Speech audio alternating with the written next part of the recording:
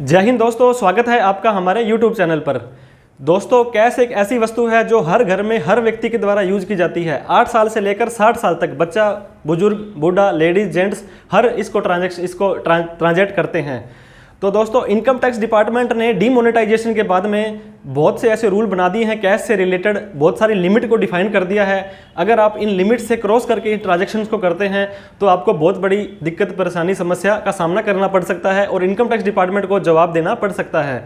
तो दोस्तों, इस वीडियो के अंदर हम उन सभी ट्रांजैक्शंस को डिस्कस करने वाले हैं जो आप कैश के अंदर करते हैं, तो उनको एक निश्चित लिमिट के अंदर ही आपको करना है, अदरवाइज आपको समस्या का सामना करना पड़ सकता है। तो चलिए दोस्तों, वीडियो को स्टार्ट करते हैं। लेकिन स्टार्ट करने से पहले अगर अभी तक आपने हमारा चैनल सब्सक्राइब नहीं किया तो सब्सक्राइब कर दें, क्योंकि इस तरह की अच्छी अच्छी इन्फॉर्मेटिव वीडियो हम आपके लिए लाते रहते हैं।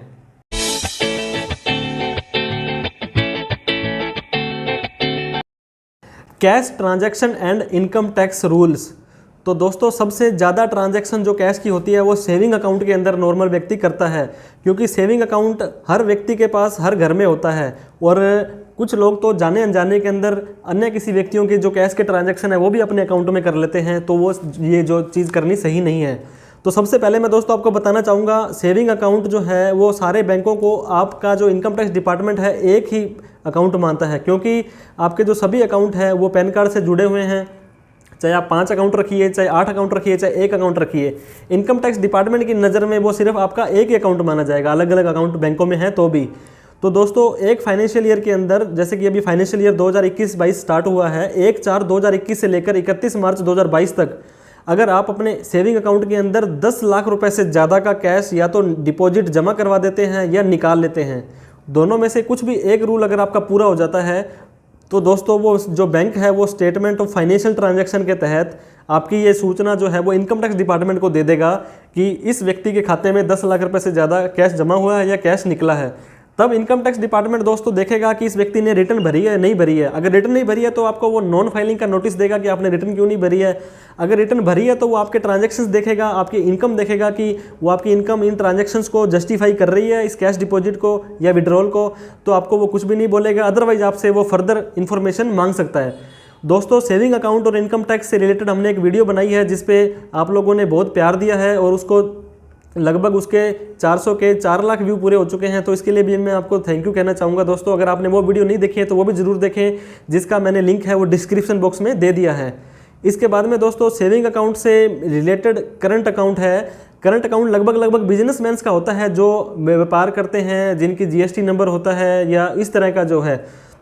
तो ये भी आपके सारे बैंक मिलाकर ही एक अकाउंट हो, करंट या 4 अकाउंट हो, उसमें फाइनेंशियल ईयर के अंदर अगर आप 50 लाख रुपए से ज़्यादा का कैश या तो जमा करा देते हैं या निकाल लेते हैं, तो सेविंग अकाउंट के अंदर ये 10 लाख रुपए है और करंट अकाउंट के अंदर 50 लाख रुपए है। इससे ज़्यादा की लिमिट हो जाती है तो आपकी इन्फॉर्मेशन है वो इनकम टैक्स डिपार्टमेंट के पास चली जाएगी। इसके बाद में दोस्तों, इनकम टैक्स डिपार्टमेंट ने अभी रिसेंटली एक नया जो है सेक्शन 194N के अंदर TDS का प्रावधान किया है। मतलब जो भी कोई व्यक्ति बैंक से कैश निकालेगा तो उसके ऊपर TDS उसके ऊपर डिडक्ट कर लिया जाएगा कुछ अमाउंट।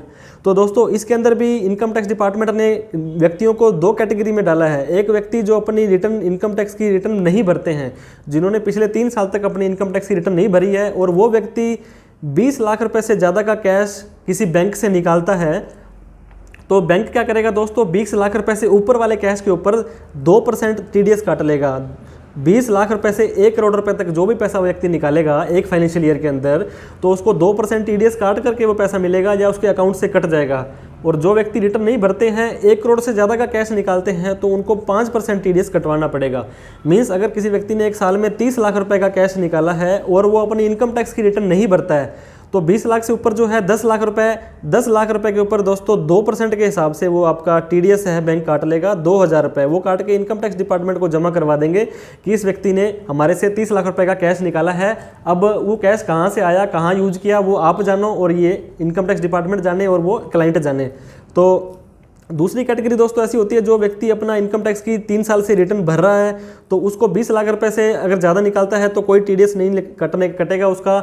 लेकिन ऐसा कोई व्यक्ति जो 1 करोड़ से ज़्यादा का कैश है जो विड्रॉल करता है, निकालता है किसी बैंक से, तो दोस्तों उसको भी 2% TDS कटवाना पड़ेगा और बाद में वो इनकम टैक्स की रिटर्न भरने के बाद में अपनी क्या है ये TDS का रिफंड ले सकता है। इसके बाद में दोस्तों कैश रिसीव आपको 2 लाख रुपए से ज़्यादा किसी से नहीं करना है सिंगल डे के अंदर और एक सिंगल ट्रांजैक्शन रिलेटेड।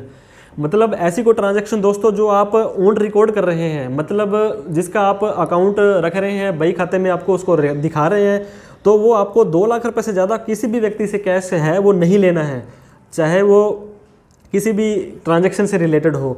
अगर आप ऐसा करते हो तो दोस्तों जो कैश रिसीवर है, जो व्यक्ति कैश ले रहा है, उसको पेनल्टी देनी पड़ जाएगी जितना कैश लिया है उसने, न कि देने वाले को।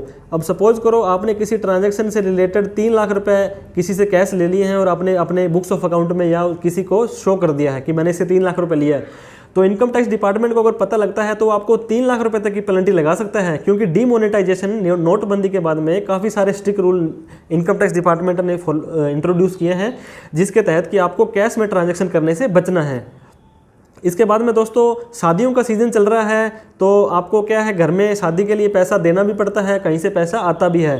तो अगर आप 2 लाख रुपए से कम कैश के अंदर किसी भी व्यक्ति से आप अगर लेते हैं, उधार लेते हैं, गिफ्ट लेते हैं, जैसे भी लेते हैं, तो आपको इनकम टैक्स डिपार्टमेंट से कोई दिक्कत नहीं आएगी।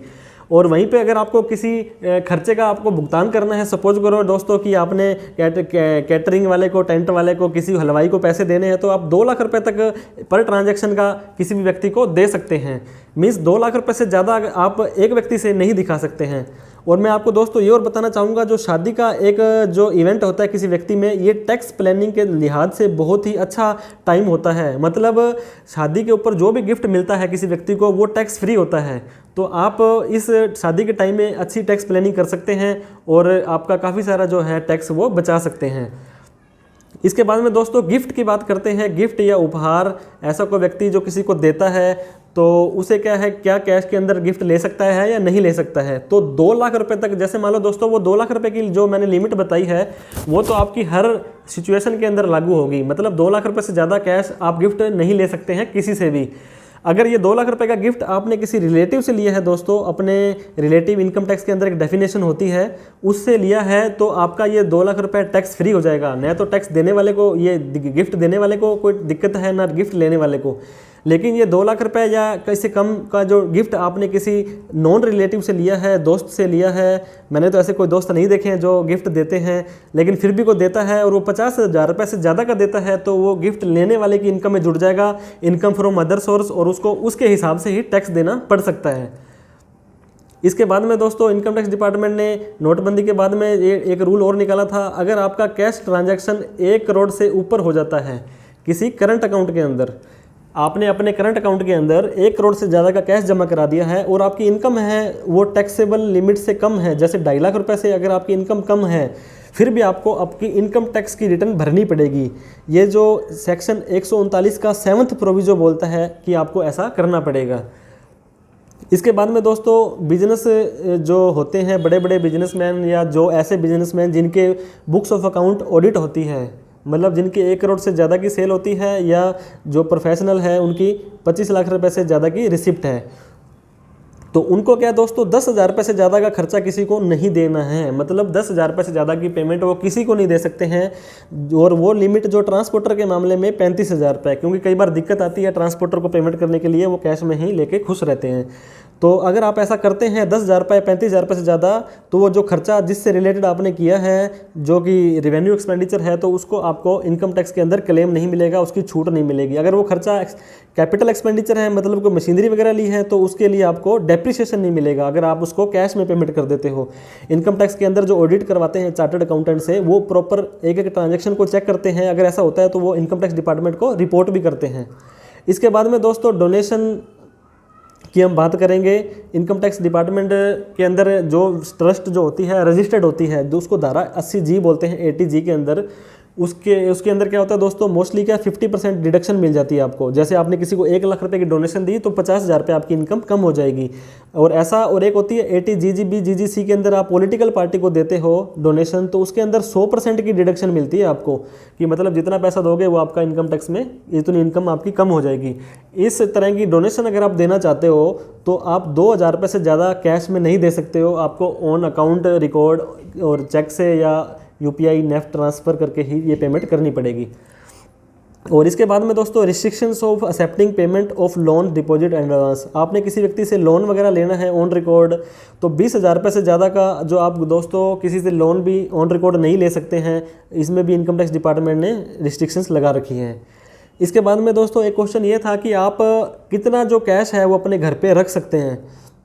देखिए इससे रिगार्डिंग ऐसा कोई स्ट्रेट फॉरवर्ड रूल नहीं है कि आप इतना 2 लाख 5 लाख 10 लाख अपने घर पे रख सकते हो।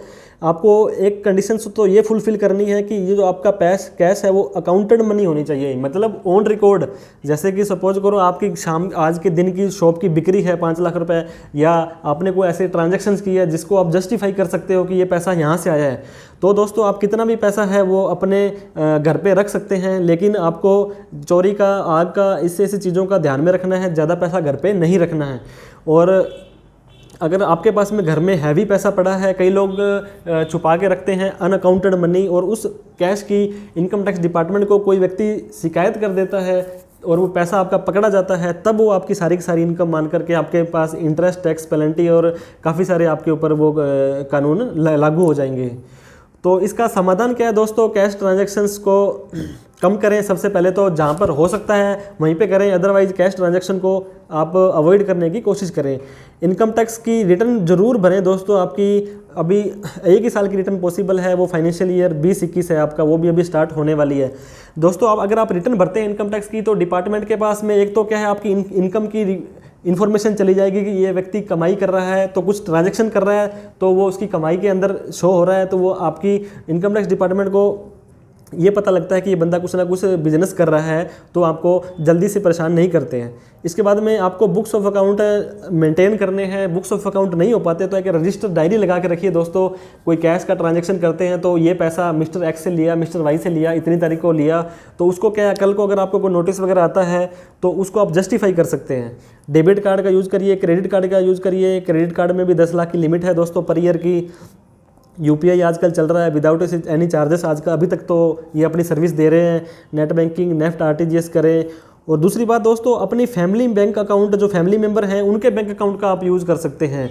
मतलब इनकम टैक्स डिपार्टमेंट के अंदर जहाँ पे पैन कार्ड आ जाता है तो वो एक अलग व्यक्ति माना जाता है। सपोज करो एक व्यक्ति है, उसकी वाइफ के अकाउंट में एक अकाउंट है, तो आप 2.5 लाख रुपए उसके अकाउंट में भी जमा करा सकते हैं, 2.5 लाख आपके भी करा सकते हैं, 2.5 लाख अपने फादर के, 2.5 लाख अपनी मदर के। तो मतलब अगर आपके ऐसा ट्रांजेक्शन करना पड़ ही जाता है कैश का, तो आप सारा अपने अकाउंट में न कर करके अपनी फैमिली मेम्बर के अकाउंट में करेंगे, तो उससे भी आपको क्या है, ये कैश ट्रांजेक्शन को जस्टिफाई करने में आसानी हो जाएगी।